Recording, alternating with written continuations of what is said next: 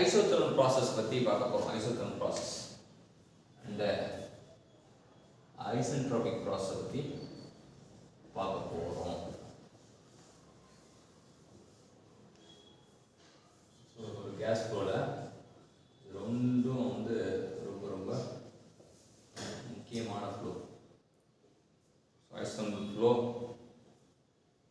இல்லாட்டி isentropic flow. ஒரு case ஃப்ளோவில் வந்து இருக்கு அப்படின்னா இங்கே வந்து டெம்பரேச்சர் வந்து கான்ஸ்டண்ட்டாக இருக்கும். இங்கே என்ட்ரோபி வந்து கான்ஸ்டண்ட்டாக இருக்கும்.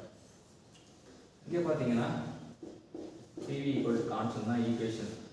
இல்லை மாசால் வந்து P by rho equal to constant. PV rho equal to constant dP by d rho equal to constant சொல்கிறாங்க.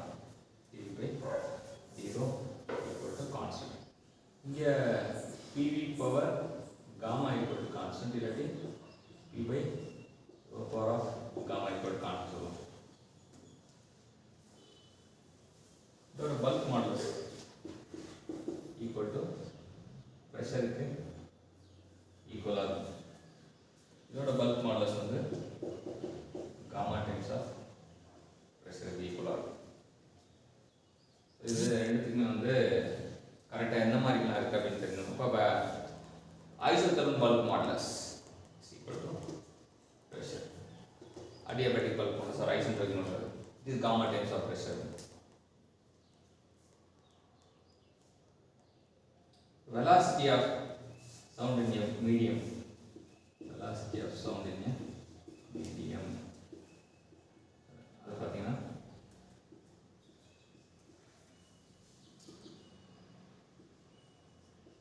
velocity of sound in medium.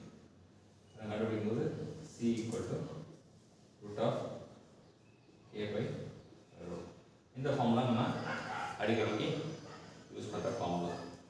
இதை பொறுத்த வரைக்கும் இந்த ஐசோதெர்மல் பல்க் மாடுலஸ் அவனை நம்ம ஞாபகம் வச்சுக்கிறோம்.